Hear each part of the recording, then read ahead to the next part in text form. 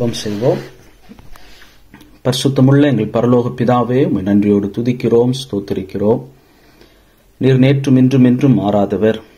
உம்முடைய வார்த்தை வல்லமை உண்டு. உம்முடைய வார்த்தையால் நீர் வானத்தையும் பூமியும் உண்டாக்கினவர், படைத்தவர். ஆதியிலே வார்த்தை இருந்தது, அந்த வார்த்தை தேவனிடத்தில் இருந்தது, அந்த வார்த்தை தேவனாயிருந்தது என்று நாங்கள் வாசிக்கிறோம். அந்த வார்த்தை மனித அவதாரம் எடுத்து மாம்சமாகி கிருபையும் சத்தியமும் உம்முடைய குமாரனாகி இயேசு கிறிஸ்து மூலமாக எங்களுக்கு உண்டானதற்காக உமக்கு ஸ்தோத்திரம். ஆண்டவரே, அந்த கிருபையை நீர் தந்து உதவி செய்து உம்முடைய சத்தியத்தை நாங்கள் விசுவாசிக்கவோ, சத்தியத்தை வாழவோ, சத்திய உள்ளவர்களாக சத்தியவான்களாய் நடந்து கொள்வதற்கு கிருபையை முதலாவது நீர் தருவதற்காக உமக்கு ஸ்தோத்திரம்.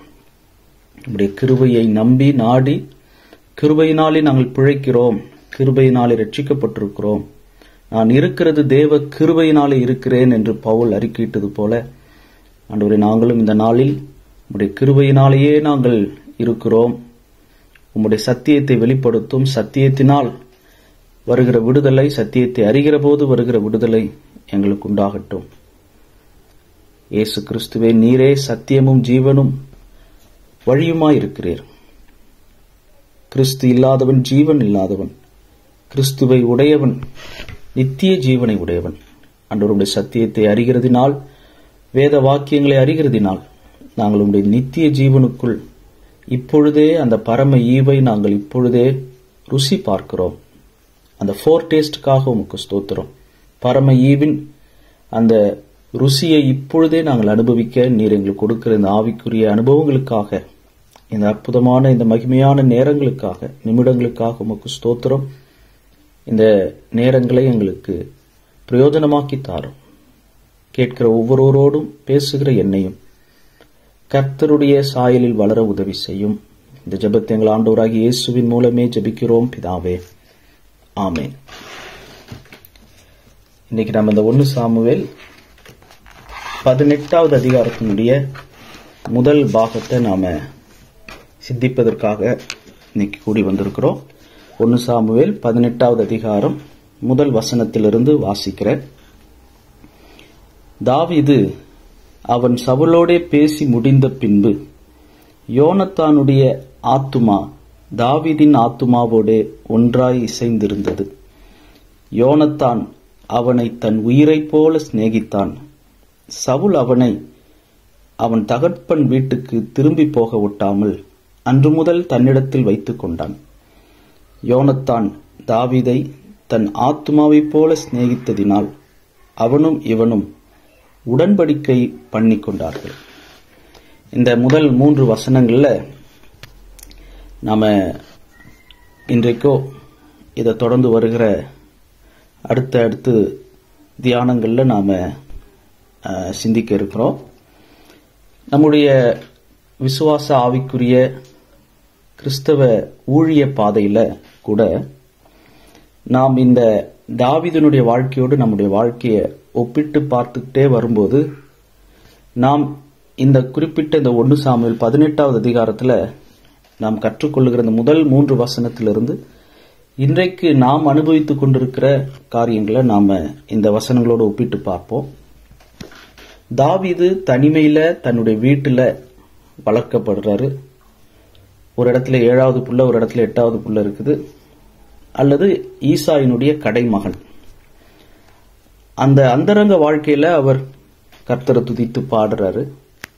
ஆடுகளுக்கு ஒரு மேய்ப்பனாக இருந்தாலும் கர்த்தர் என் மேய்ப்பராய் இருக்கிறார் என்று அவர் கர்த்தரை தன் மேய்ப்பராகவும் தான் அந்த ஆடுகளைப் போல கர்த்தருக்கு பின் செல்லுகிற ஒரு ஆட்டை போல தன்னை சித்தரித்து அவர் வாழ்கிற அந்த காலகட்டத்தில் அந்த மேய்ப்பனும் ஆடுகளுக்கும் உள்ள உறவை வைத்து அவர் கர்த்தரையும் தன்னையும் பார்க்கிறார். அவருடைய ஆவிக்குரிய வாழ்க்கை ஆரம்பிக்கிற விதத்தை நாம சங்கீதம் 23 சங்கீதம் 1வது சங்கீதத்திலேயே அவர் கர்த்தருடைய வேதத்தில் எவ்வளவு பிரியமா இருக்கிறார் என்பதெல்லாம் நாம கவனிக்க முடியுது. பிற்பாடு பெற்றோர்களுக்கு கீழ்ப்படுகிறாரு. அதுக்கப்புறம் அவர் அங்க அரண்மனைக்கு அழைக்கப்பட்டு சவுலுக்கும் தாவீதுக்கும் நடுவுல ஒரு திரைச்சீலை, ஒரு கர்டைன் இருந்ததாக ஒரு வேத வல்லுநர்கள் அப்படியும் எழுதியிருக்கிறாங்க. அதனாலதான் சவுலுக்கு தாவீதினுடைய முகம் ஞாபகம் இல்லை.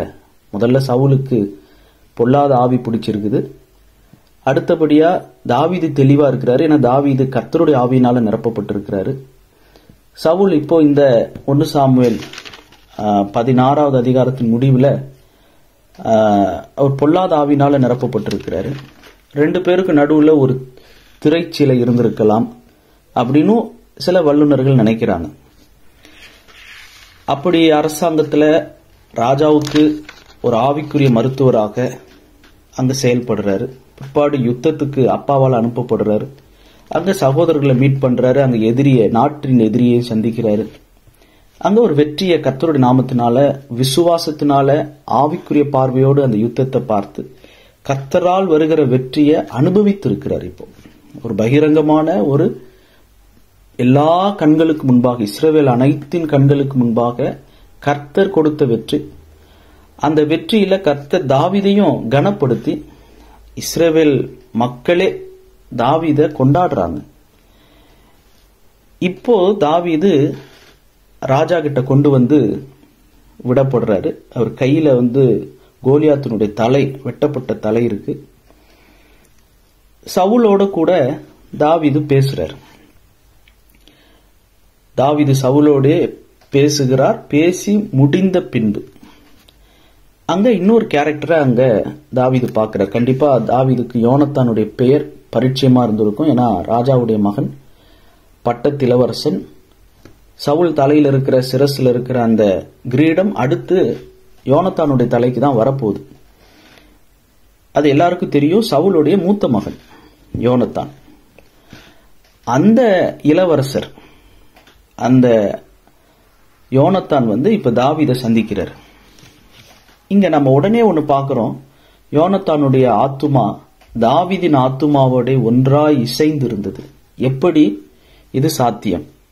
எப்படி ஒரு இளவரசர் தன்னால முடியாதத, தான் அப்பாவால முடியாதத, இஸ்ரவேலர் மக்களுக்கு மேல உயரமாக இருந்த சவுலுடைய தோள் பட்டதா எல்லா இஸ்ரவேலர்களுக்கும் மேல இருந்த ஒரு உயரமான மனிதன், அந்த சவுலாலேயே போய் உயரமான அந்த ஜெயண்ட் சாம்பியன் அந்த பெலிஸ்தியனை எதிர்கொள்ள முடியல. ஆனா ஒரு வாலிபனான ஒரு சிவந்த மேனி உள்ள ஒரு மெய்ப்பன், ஈசாயினுடைய கடைசி மகன், சவுலுடைய மூத்த மகன். இவர் ஒரு ஏழை விவசாய குடும்பத்திலிருந்து வருகிறாரு. ஒரு மெய்ப்பர் குடும்பத்திலிருந்து வராரு. ஆனா யோனத்தான் ஒரு ராஜா வீட்டு பையன், மூத்த பையன். அதுவும் ஒரு பணக்கார வீட்டை ஒரு ராஜாவுடைய மகன். இவங்க 2 பேரும் சந்திக்கிறாங்க. சந்திக்கும் போது உடனே அவங்களுக்குள்ள ஒரு நட்பு உருவாகுது. அந்த நட்பு, அந்த உறவு, அந்த ஐக்கியம் எப்படிப்பட்ட ஐக்கியமாக இருக்குது? நாம் எப்படிப்பட்ட நபர்கள், இப்படிப்பட்ட நபர்களை நாம் எங்க சந்திக்கிறோம்? நாம் எப்படி இந்த யோனத்தான்ட்டு என்ன கற்றுக்கொள்ளணும்? யோனத்தானை குறித்து வாசிக்கிறோம். முதல் வசனத்துல கடைசி வரி, யோனத்தான் தாவீதை தன் உயிரை போல சிநேகித்தான். 3வது வசனம், யோனத்தான் தாவீதை தன் ஆத்துமாவை போல சிநேகித்தான். முதல் வசனத்துல யோனத்தானுடைய ஆத்துமா தாவீதின் ஆத்துமாவோடு ஒன்றாய் இசைந்திருந்தது. எப்படி இது சாத்தியமானது? எப்படி யோனத்தான் இந்த அளவுக்கு தாவீதின் மேல பிரியம் வைத்தார் அப்படின்னா, இவங்க 2 பேர்கிட்ட இருந்த சிமிலர் பாயிண்ட் ஆஃப் வியூ, அவங்களுடைய ஒற்றுமை. 1 சாமுவேல் 14வது அதிகாரத்துல அங்க இந்த யோனத்தான் பிலிஸ்தியர்களுடைய தானியத்துக்கு போவோம் வா அப்படின்னு சொல்லி அவர் அழைக்கிறார் இல்லையா? அந்த பகுதியில யோனத்தானுடைய வாயிலிருந்து வந்த வார்த்தை 1 சாமுவேல் 14:6, யோனத்தான் தன் ஆயுததாரியாகிய வாலிபனை நோக்கி, விருத்த சேதனம் இல்லாதவர்களுடைய அந்த தானியத்திற்கு போவோம் வா, ஒரு வேளை கர்த்தர் நமக்காக ஒரு காரியம் செய்வார். அநேகம் பேரை கொண்டாகிலும் கொஞ்சம் பேரை கொண்டாகிலும் ரட்சிக்க கர்த்தருக்கு தடை இல்லை என்றான். ஒருவேளை கர்த்தர் நமக்காக ஒரு காரியம் செய்வார். ஆனா தாவீது இங்க கோலியாத்தை சந்திக்க போகும்போது தாவீது வாயிலிருந்து வருகிற வார்த்தையை பார்த்தோம்னா 1 சாமுவேல் 17வது அதிகாரம் 45 47 வரைக்கும் அவர் என்ன சொல்றாரு? 45வது வசனத்தின் கடைசி வரி, கர்த்தரின் நாமத்திலே உன்னிடத்தில் வருகிறேன். 46, இன்றைய தினம் கர்த்தர் உன்னை என் கையில் ஒப்புக் கொடுப்பார். 47, அவர் உங்களை எங்கள் கையில் ஒப்புக் கொடுப்பார். தேவன் ஒருவர் உண்டு என்று பூலோகத்தர் எல்லாரும் அறிந்து கொள்ளுவார்கள். 46 கடைசி வரி. 2 பேர்ட்டும் இருந்த ஒரு ஒற்றுமை என்னன்னா, கர்த்தரை முன்னிட்டு அவர் மேல விசுவாசம் வைத்து, ஒருவேளை கர்த்தர் நமக்கு ஒரு நன்மையை, ஒரு காரியம் செய்வார், நமக்காக ஒரு காரியம் செய்வார் அப்படின்னு யோனத்தான் சொல்றார். 2 பேர்ட்டுமே விசுவாசம் இருந்தது. வல்லமையான, சர்வ வல்லமையான கர்த்தர் மேல ஒரு விசுவாசம் இருந்தது. கர்த்தருடைய நாமத்தை மகிமைப்படுத்துவதற்காக அவங்க போரிட்டார்கள். மகிமையை தாங்க எடுத்துக்கல, அதை கர்த்தருக்கு செலுத்தினாங்க. விசுவாசத்தோடு போரிட்டாங்க, மகிமையை கர்த்தருக்கு கொடுத்தாங்க. 2 பேருமே, யோனத்தானும் சரி தாவீதும் சரி.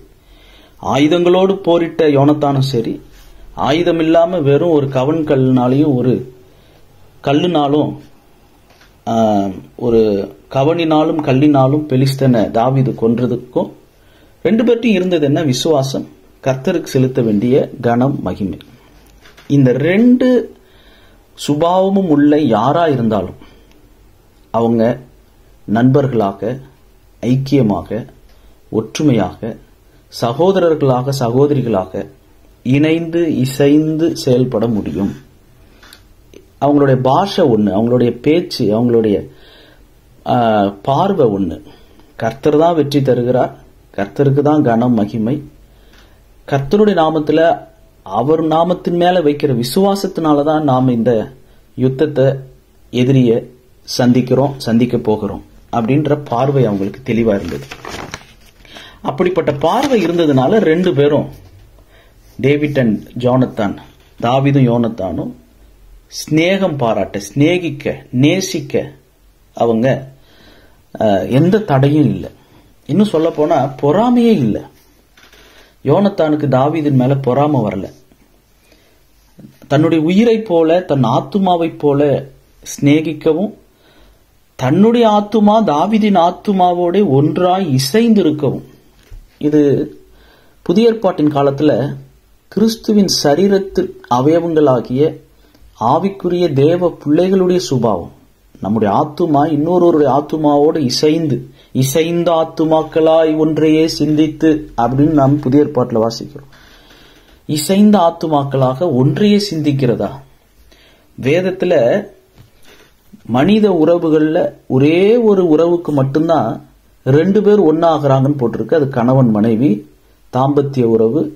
அது ஆண்டவர் ஏற்படுத்தின குடும்ப வாழ்க்கை. ஆதாம் ஏவாள்ல இருந்து அவர்கள் இருவரும் ஒரே மாம்சமாயிருப்பார்கள். அப்படி கணவன் மனைவி இணைக்கிறார். அடுத்தபடியாக இணைந்து செயல்படுகிறவர்கள், சரீரத்தில் ஒரே சரீரம் கணவன் மனைவி, ஆனா ஆவிலையும் ஆத்மாவிலையும் இணைகிற, ஒன்றா இணைகிற ஒரு அடுத்த உறவு கிறிஸ்துவின் மனவாட்டியாகிய, கிறிஸ்துவின் சரீரமாகிய, தேவனுடைய வீடாகிய திருச்சபை.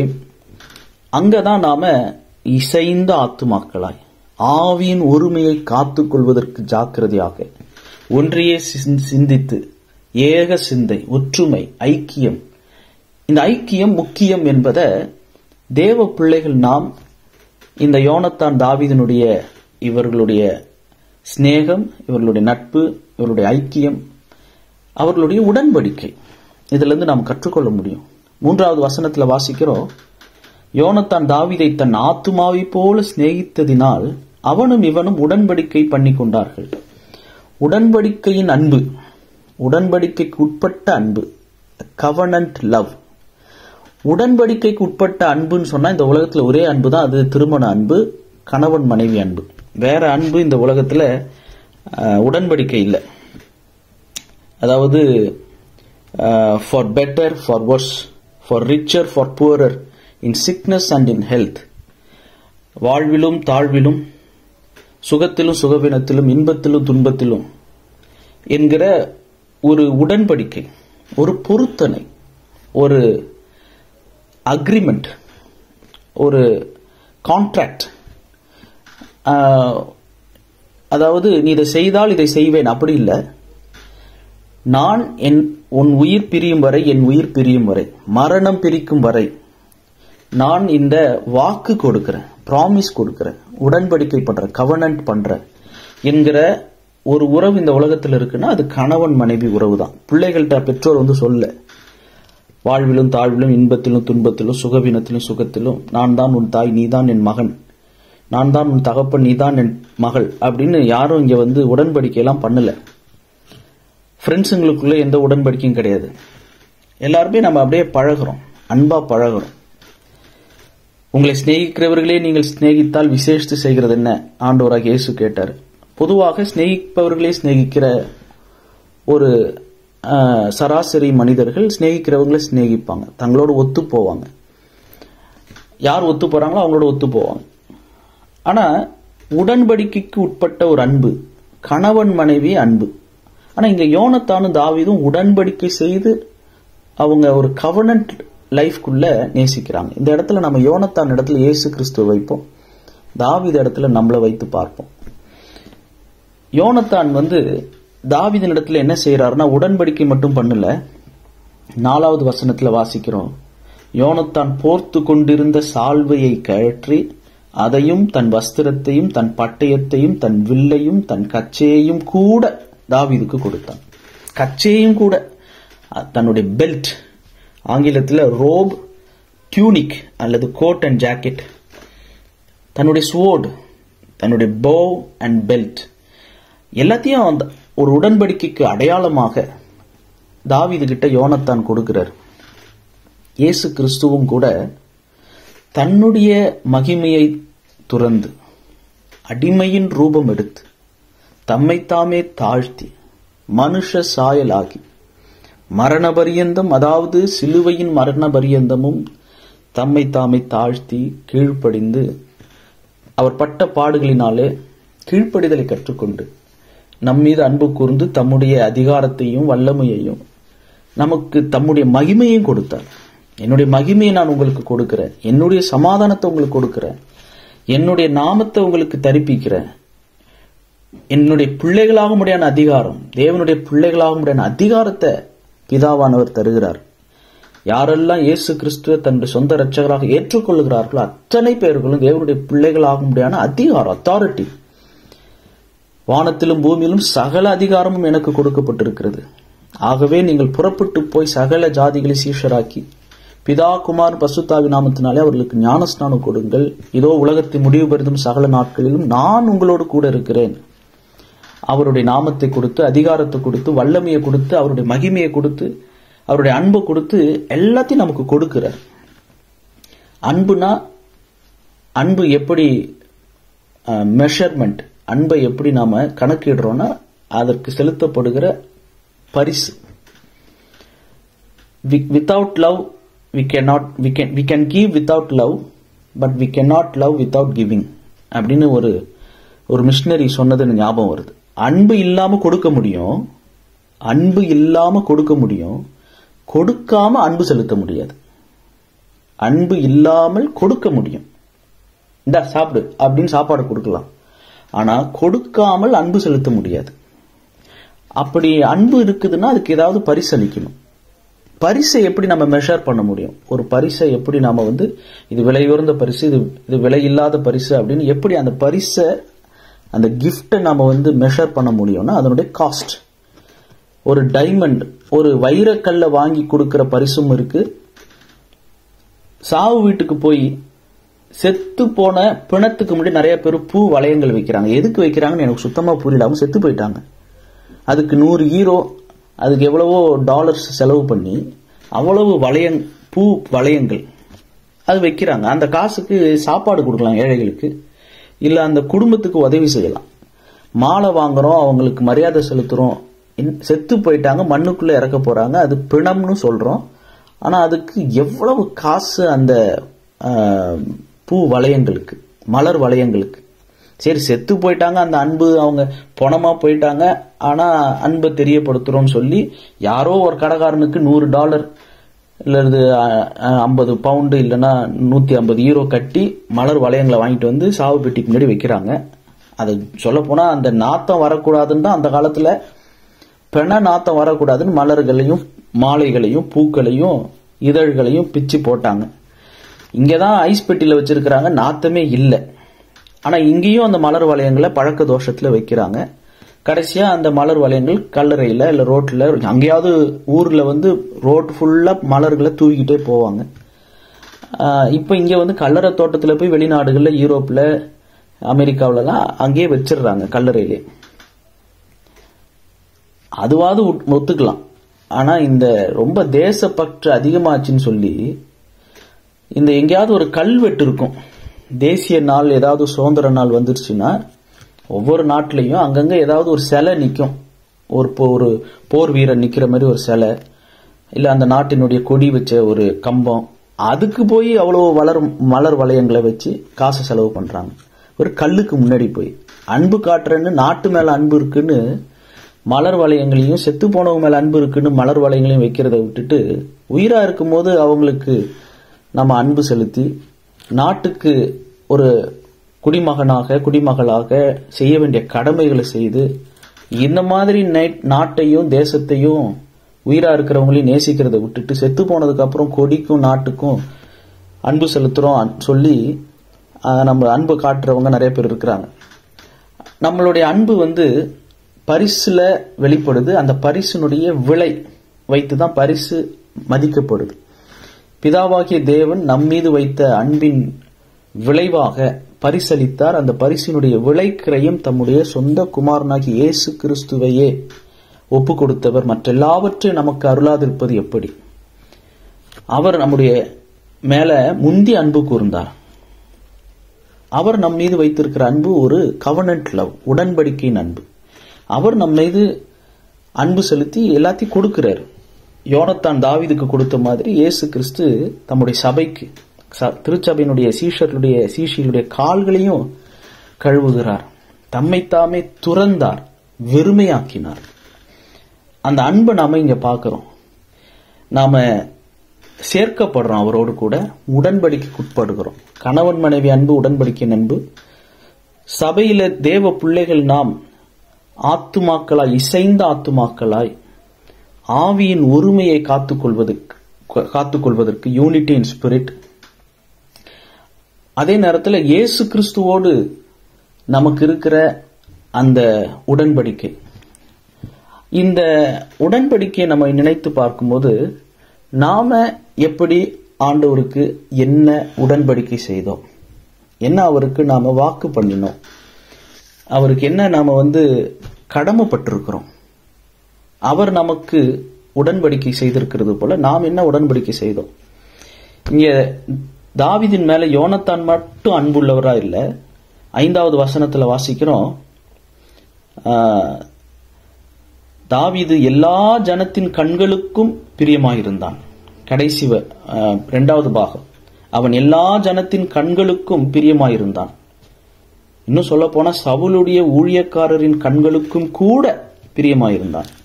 16வது வசனம், இஸ்ரவேலரும் யூதா ஜனங்களும் ஆகிய யாவரும் தாவீதை சிநேகித்தார்கள். யோனத்தான் நேசிக்கிறாரு, சவுலுடைய ஊழியக்காரர்களும் கூட நேசிக்கிறாங்க. இஸ்ரவேலர், யூதா ஜனங்கள் யாவரும், எல்லா ஜனங்களும் தாவீதின் மேல பிரியமாக தாவீதை சிநேகித்தார்கள்.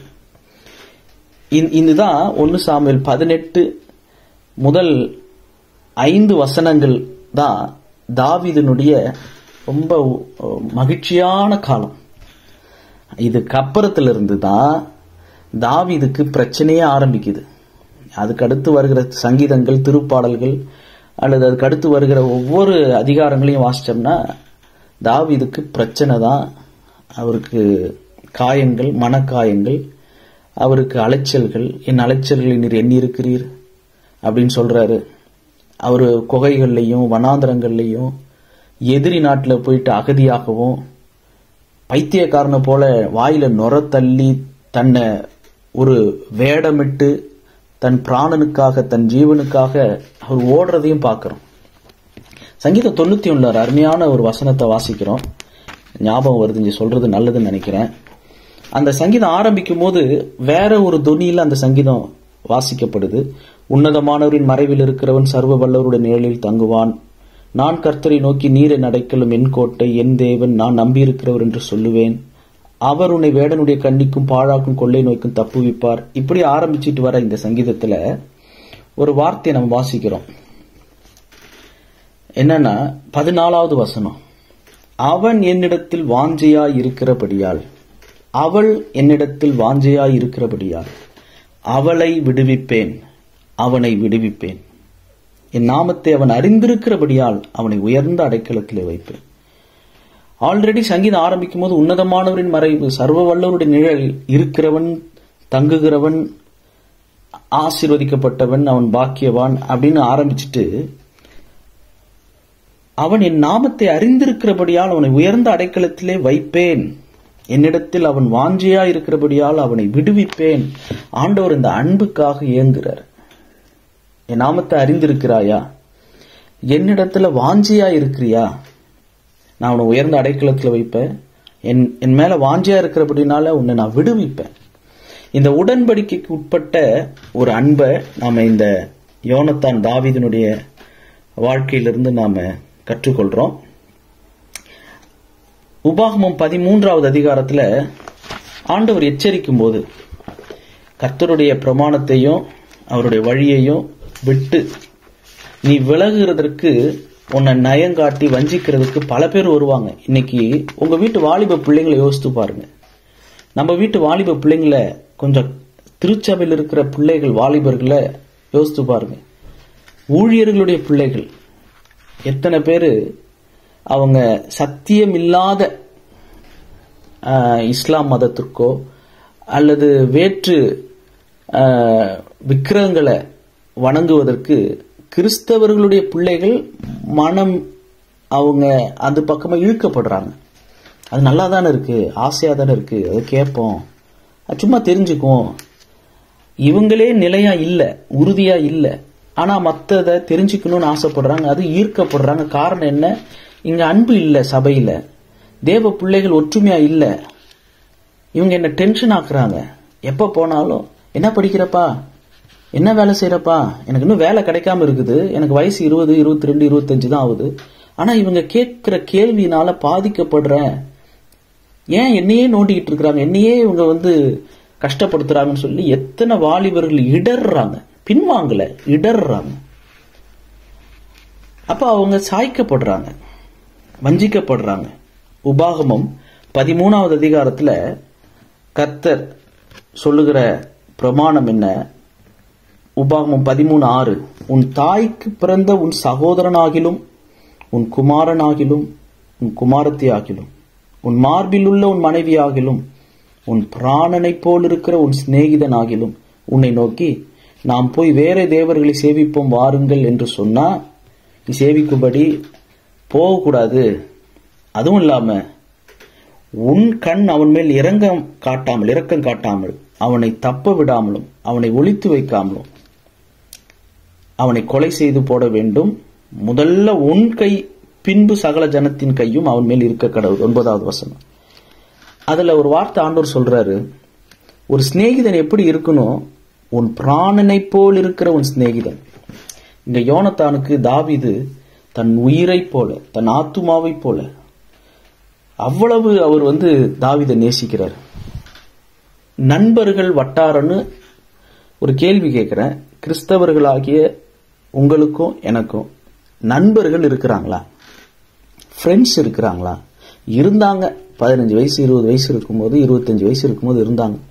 என்னைக்கு கல்யாணம் ஆனச்சோ, குழந்தை பிறந்ததோ, என்னைக்கு சர்ச்சுக்கு, சபைக்கு, ஆவிக்குரிய சபைக்கு வர ஆரம்பிச்சனோ, நண்பர்கள்னு யாருமே இல்லை. அப்படியே நண்பர்கள் இருந்தாலும் சபைக்கு வெளியே தான் இருக்கிறாங்க.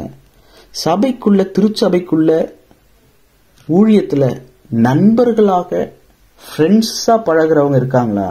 ஃப்ரெண்ட்ஸா பழக முடியுமா? எதையும் நம்பி சொல்ல முடியல. சொன்னா உடனே உலகத்தார் பேசுறது போல பேசுற, மாம்சத்துக்குரியவனா பேசுற, என்ன நியாயம் தீர்க்கிறவங்க தான் சுத்தி இருக்கிறாங்க. ஒரு அடி எட்டி தான் தூரமா நிக்க வேண்டியதா இருக்கு. என்னதான் சிரிச்சாலும், என்னதான் communion with God, communion avec Dieu, கடவுளோடு கம்யூனியன்ல பங்கு பெற்றாலும் கூட நெருங்க முடியல, ஃப்ரெண்ட்ஸா பழக முடியல, மனம் திறந்து பேச முடியல. உடனே அது ஒரு பலவீனமா எடுத்துக்கிட்டு அதை போய் வேற எங்கேயாவது சொல்லி இப்படிதான் காயப்படுத்திடுறாங்க. ஆனா இங்க யோனத்தானும் தாவீதும் பிராண சிநேகிதர்களாக, அவ்வளவு ஒரு உயிர் நண்பர்கள். எப்படி இவங்களால இப்படி இருக்க முடிஞ்சது? 1 சாமுவேல் 19 வாசிக்கிறோம். நம்ம பிற்பாடு அதெல்லாம் அந்த அதிகாரங்களுக்கு போகும்போது விவரமா பார்க்கலாம். சவுல் தாவீதை வெறுக்க ஆரம்பிக்கிறார். தகப்பனே தாவீதை வெறுக்கிறார். ஆனா இங்க ஒரு வார்த்தை வாசிக்கிற 1 சாமுவேல் 19:2, சவுலின் குமாரனாகிய யோனத்தானோ தாவீதின் மேல் மிகவும் பிரியமாயிருந்தான். அன்பு பிரியம் இருந்துச்சுன்னா மற்றவங்க வெறுக்கிறாங்க, மற்றவங்க ஒருத்தவங்களை உதாசீனப்படுத்துறாங்க, அதாவது அவமதிச்சிடலாம், அவமரியாதை கூட பண்ணிடலாம். ஆனா ஒருத்தவங்களை இக்னோர் பண்றது இருக்குல்ல, அசட்டை பண்ணுதல், அது ரொம்ப பரிதாபம். அது ஒருத்தவங்களை அவமதித்து காயப்படுத்தி அவங்கள தூஷண வார்த்தையில தூஷித்து சபிக்கிறவங்களா இருக்கலாம். ஆனால் அசட்டை என்பது பார்த்துட்டேன் தெரியும் ஆனா கவனிக்காம இருக்கிறது, இது ரொம்ப வேதனை. இது அசட்டைப்படுத்துதல். அப்படியெல்லாம் யார் பண்ணாலும் கூட யோனத்தானோ தாவீதின் மேல் மிகவும் பிரியமா இருந்தான். இன்னைக்கு நீங்களும் நானோ இவங்க மேல பிரியமா இருப்பேன் அப்படின்ற அந்த யோனத்தானுடைய அந்த யூனிக் அன்பு. மற்றவங்க எப்படி வேணாலும் இவங்களை நடத்தட்டும், ஆனா நானோ, அதுதான் அங்க முக்கியம். யோனத்தானோ நானோ ஆவிக்குரியவனோ ஆவிக்குரியவளோ தேவ பிள்ளையாகிய நானோ இவங்க மேல அன்பா இருப்பேன், பிரியமா இருப்பேன். யோனத்தானும் சவுலும் ஒரே நாள்ல சாவுறாங்க. செத்ததுக்கு அப்புறம் தாவீது இந்த தன் சிநேகிதனான உடன்படிக்கையின் சிநேகிதன், கவர்னன்ட் லவ், உடன்படிக்கை பண்ணப்பட்ட ஒரு அன்பு பிரியம் உள்ள ஒரு சிநேகிதனை நினைத்து தாவீது புலம்பல் பாடும்போது என்ன வார்த்தை சொல்றாரு? 2 சாமுவேல் 1 அதிகாரம் 26வது வசனத்துல, என் சகோதரனாகிய யோனத்தானே, உனக்காக நான் வியாகுலப்படுகிறேன். நீ எனக்கு வெகு இன்பமாயிருந்தாய், உன் சிநேகம் ஆச்சரியமாயிருந்தது, ஸ்திரீகளின் சிநேகத்தை பார்க்கிலும் அதிகமாயிருந்தது. இதுல எத்தனை வார்த்தை சொல்றாரு பாருங்க. என் சகோதரனாகி யோனத்தானே, மை பிரதர். அடுத்து சொல்றாரு வெகு இன்பம், நீ எனக்கு வெகு இன்பமாயிருந்தாய். சாதாரண இன்பம் இல்ல, வெகு இன்பம், மேக்சிமம் ஜாய். அவ்வளவு ரிஜாய்சிங் பீரியட், அவ்வளவு கிளாட்னஸ், அவ்வளவு இன்பம், வெகு இன்பம். 3வது, உன் சிநேகம் ஆச்சரியம், ஆச்சரியமா இருக்குது. எப்படி என்கிட்ட இவ்வளவு அன்பு, என்கிட்ட போயா? முதல்ல நீ என் சகோதரன், 2வது வெகு இன்பம், 3வது ஆச்சரியம், 4வது அதிகம். ஸ்திரீகளின் சிநேகத்தை பார்க்கலாம் அதிகமா இருந்தது உன்னுடைய சிநேகம். Compare to others. எத்தனையோ கிறிஸ்தவங்களை பார்க்கிற, எத்தனையோ ஊழியர்களை பார்க்கிற, ஆனால் நீ உன்னுடைய அன்பு அதிகமா இருந்தது, ஆச்சரியமா இருக்கு, வெகு இன்பமா இருக்கு. நீ தான் என் சகோதரன். கூட பிறந்தவங்க 7 அண்ணன்மார்கள் இருக்கிறாங்க. ஆனா இங்க தாவீதுக்கு 8வதான ஒரு சகோதரன், என் சகோதரனாகி யோனத்தானே அப்படின்னு யோனத்தான் செத்த பிற்பாடு தாவீது புலம்பல் பாடுறார். நாம் சும்மா பார்க்கும்போது praise the Lord brother, praise the Lord sister அப்படின்னு சொல்றது இல்ல. இறந்து போனதுக்கு அப்புறம், இழந்ததுக்கு அப்புறம், பிரதர் என்னை விட்டு போயிட்டீங்களே, சிஸ்டர் என்னை விட்டு போயிட்டீங்களே, உங்களுடைய வாழ்க்கை, உங்களுடைய ஐக்கியம் எனக்கு வெகு இன்பமா இருந்தது, உங்களுடைய சிநேகம் ஆச்சரியமா இருந்தது. ஆச்சரியம்னா என்னன்னா, இது என்னால கிரகிக்க முடியல, இப்படி கூட அன்பு செலுத்த முடியுமா? அதுதான் ஆச்சரியமான அன்பு. இப்படி உங்களால முடியுது? How is it possible? How can? மற்றவங்களாம் இந்த இடத்துல இப்படி இடறிடுவாங்க, என்னை தனிச்சு விட்டுடுவாங்க. ஆனா அந்த நேரத்திலையும், அந்த குறிப்பிட்ட அந்த பாதகமான மற்றவங்க என்னை விட்டு விலகின போதும், ஒரு தொழில் நடத்தும் போது ஒரு தொழில் அதிபர்கிட்ட எல்லாரும் நெருங்குவாங்க. ஆனா தொழில் போனதுக்கு அப்புறம் யாருமே சீண்ட மாட்டாங்க. இது பலருடைய அனுபவம். ஆனா தாவீது சொல்றாரு, யோனத்தானே உன் சிநேகம் ஆச்சரியமா இருந்து. நம்மளையும் உங்களையும் என்னையும் பார்த்து அப்படி மற்றவங்க சொல்ல முடியுமா? உங்களுடைய சிநேகம் ஆச்சரியமா இருக்குது. ஆனா இன்னைக்கு ஆச்சரியப்படுறாங்க. எப்படி ஆச்சரியப்படுறாங்கன்னா, எப்படிங்க உங்களால இப்படி வெறுக்க முடியுது? ஆச்சரியமா இருக்குது. திருப்பந்தியில பங்கு பெறுறீங்க, ஒன்னா சேர்ந்து மேடையில பாட்டு பாடுறீங்க, எல்லாம் வெள்ளை புடவை கட்டிருக்கிறீங்க, இல்ல பட்டு புடவை கட்டிருக்கீங்க, இல்ல கோட்டு போட்டிருக்கீங்க, இல்ல ஜிப்பா போட்டிருக்கீங்க, என்ன வேணாலும் இருந்துங்க. அண்ணா மாதிரி அப்படியே ஆராதிக்கிறீங்க, பிரசவம் பண்றீங்க, ஊழியம் பண்றீங்க. இவர் அவரை புகழறதும் அவர் இவரை புகழறதும் இவர் தான் அவர் தான்றீங்க. ஆனா முதல்ல வெட்டுறது நீங்க தான் அவரை வெட்டுறீங்க, அவர் தான் இவரை தாழ்த்துறாரு. அதுதான் இன்னைக்கு ஆச்சரியமா இருக்குது. அடேங்கப்பா, உங்களுடைய ஸ்நேகம் வெகு இன்பமா இருக்குன்னு பார்த்தா இன்னைக்கு வெகு துன்பமால இருக்குது. உங்களை சகோதரன் கூப்பிட முடியல, சக உதிரன். சகோதரனுக்கு பிரித்து எழுதுகன்னு பண்ணா சக உதிரன், சகோதரினா சக உதிரி. என்னுடைய ரத்தம் கிறிஸ்துவின் ரத்தத்தினால கழுவப்பட்ட இசைந்த ஆத்துமா, ஒரே சரீரம். ஆனா சக உதிரன் சக உதிரின்னு சொல்ல முடியல, சொன்னா கோச்சிக்கிறாங்க. பிரதர்னு சொன்னா கோச்சிக்கிறாங்க. அர்த்தம் புரியுதா இல்லையா? இங்கிலீஷ்ல பிரதர்னா அது ஒரு ஓகே, புரிஞ்சிக்க முடியல. தமிழ்ல சக உதிரன், சக உதிரி, சமத்துவமா என்னுடைய ரத்தம் பாணின்னு, உன் ரத்தம் நானு, நம்ம ரெண்டு பேரும் கிறிஸ்துவின் ரத்தம், ஒரே ரத்தத்துல பங்கு பெறுகிறோம். ஆனா அப்படி அந்த அன்பை காட்டி கூப்பிட்டா கோச்சிக்கிறாங்க. அதுக்காக நான் பிளாஸ்டிக் டம்ளர்ல திருப்பந்தியில பங்கு பெற்று நீங்க என்ன தங்க கப்பலையா குடிக்கிறீங்க? எல்லாரும் ஒரே ரத்தத்தினால மீட்கப்பட்டோமே, ஒரே ஆவியினால தாகம் தீர்க்கப்பட்டோமே. ஆனா சக உதிரன் சக உதிரின்னு கூப்பிட்டா கோச்சிக்கிறாங்களே. அப்படி கூப்பிடுறதுக்கு மனசு, என்ன போய் பிரதர்னு கூப்பிடலாமா, என்ன போய் சிஸ்டர்னு கூப்பிடலாமா, நான் யார் தெரியுமா, என்னை இப்படிதான் கூப்பிடணும்னு சொல்லி பட்டத்துக்கும் பதவிக்கும், நண்பர்களுக்குள்ள ஏனப்பா பட்டம் பதவி, நண்பர்களுக்குள்ள அப்படி பழக முடியல. ஆனா நான் யோனத்தான் தாவீது மாதிரின்னு சொல்றாங்க. யோனத்தான் தாவீதை மிஸ்டர் டேவிட், மதிப்பிற்குரிய தாவீது அவரே அப்படின்னு யோனத்தான் கூப்பிட்டாரா? இல்ல தாவீது யோனத்தானை பார்க்கும்போது அவர் பிரபுவே, இளவரசரே இப்படி கூப்பிட்டாரா? நண்பர்களா இருந்தாங்களே. ஆனா இன்னைக்கு அப்படி இருக்க முடியுதா? வெகு இன்பமா இருக்கா? ஆச்சரியமா இருக்குதா? ஸ்திரீகளின் ஸ்நேகத்தை பார்க்கிலும் உன்னுடைய ஸ்நேகம் அதிகமா இருந்ததுன்னு தாவீது சொன்னாரு. இன்னைக்கு அப்படி சொல்ல முடியுதா? நம்மளை பார்த்து மத்தவங்க, உங்களுடைய அன்பு ரொம்ப அதிகங்க. நீங்க கொடுக்கறதுனா பணம் மட்டும் இல்ல, நேரத்தை கொடுக்கறீங்க, அன்பை கொடுக்கறீங்க, மன்னிப்பை கொடுக்கறீங்க, கனம் கொடுக்கறீங்க, முன்னுரிமை கொடுக்கறீங்க. கொடுக்கறது எவ்வளவு இருக்கு, பணம் தான் கொடுக்கறது கிடையாது, எவ்வளவு கொடுக்கலாம். ஆறுதலை கொடுக்கறீங்க, சமாதானத்தை கொடுக்கறீங்க. இந்த கொடுக்கறதுல நம்ம வாரி இறைத்து கொடுக்கறதுக்கு நாம அன்பை அதிகமா கொடுக்கணும். யோனத்தான்ட்ட நாம ஒண்ணு பார்க்கிறோம், செல்ஃப் டினையல். தன்னுடைய சுயத்தை வெறுக்கிற ஒரு யோனத்தான நம்ம இந்த 1 சாமுவேல் 18வது அதிகாரத்துல பார்க்கிறோம். ராஜாவுடைய மகன் தான், தனக்கு போட்டியா தாவீது வந்துட்டானோ அப்படின்னு நினைக்கல. தாவீது அவ்வளவு அவர் நேசிக்கிறாரு. 1 சாமுவேல் 23வது அதிகாரத்துல, 1 சாமுவேல் 20வது அதிகாரத்திலையும் யோனத்தான் என்ன சொல்றாரு பாருங்க. 1 சாமுவேல் 23வது அதிகாரம் 16, 17. அப்பொழுது சவுலின் குமாரனாகி யோனத்தான் எழுந்து காட்டில் இருக்கிற தாவீதிடத்தில் போய் தேவனுக்குள் அவன் கையை திடப்படுத்தி, நீர் பயப்பட வேண்டாம், என் தகப்பனாகிய சவுலின் கை உம்மை கண்டுபிடிக்க மாட்டாது, நீர் இஸ்ரவேலின் மேல் ராஜாவாய் இருப்பீர், அப்பொழுது நான் உமக்கு இரண்டாவதாய் இருப்பேன், அப்படி நடக்கும் என்று என் தகப்பனாகிய சவுலும் அறிந்திருக்கிறார் என்றார். எவ்வளவு ஒரு தாழ்மை, எவ்வளவு ஒரு சுய வெறுப்பு. சுயத்தை தான் தன்னுடையது தனக்கானதுன்னு இல்லாம, நான் ரெண்டாவதா இருக்கிறேன், நீர் இஸ்ரவேலின் மேல் ராஜாவா இருப்பீர், அது எனக்கும் தெரியும், இப்படி நடக்கும்னு எங்க அப்பா சவுலுக்கும் தெரியும். என்ன விதமான ஒரு அன்பு! உண்மையான சகோதர சிநேகம் எது தெரியுமா? உடன்படிக்கை அன்பு.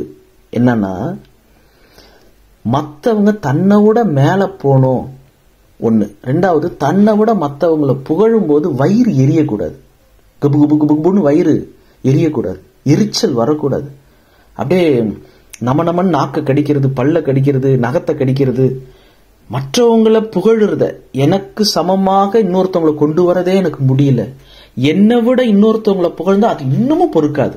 அந்த குணம் இருக்குல்ல, அதை புரிஞ்சுக்கிறதுக்கு அப்பா அம்மாவை பார்ப்போம். உங்க புள்ள என்னமா பாடுறான், உங்க புள்ள என்னமா மியூசிக் வாசிக்கிறான், அழகா தமிழ் பேசுறா உங்க பொண்ணு, உங்க பையன் அழகா கிட்டார் போடுறாரு. உடனே அப்பா அம்மாவுக்கு குப்பு குப்பு குப்புன்னு வயிறு எரியுதா? உடனே அப்பா அம்மாவுக்கு இது எப்படி, எனக்கு 40 வயசு ஆகுது, எனக்கு பிறந்த பையன் 10 வயசு தான் ஆகுது, அவனை போய் நீங்க எப்படி புகழலாம் அப்படின்னு எந்த அப்பனாவது எந்த அம்மாவாவது யோசிப்பாங்களா? நான் அதை யோசிச்சுதான் பேசுறேன். அப்பன் அம்மான்னு ஏன் சொல்றேன்னா, எந்த ஒரு நாகரிகம் இல்லாத படிக்காத ஒரு கேவலமான அப்பா கூட இப்படி யோசிக்க மாட்டாங்க.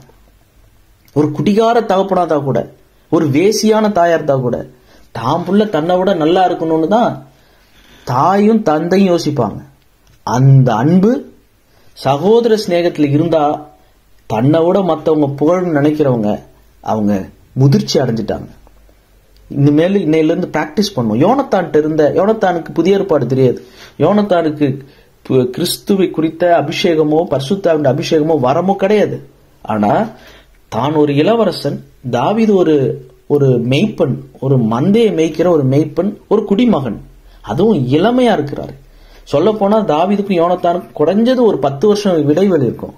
தாவீதோடு பெரியவர் யோனத்தான்.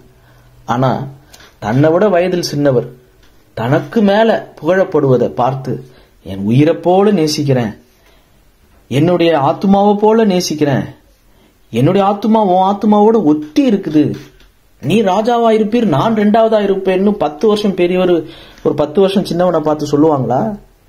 யோனத்தான் கிட்ட அது இருந்துச்சு. அதுக்கு பேர் தான் உடன்படிக்கை நண்பு.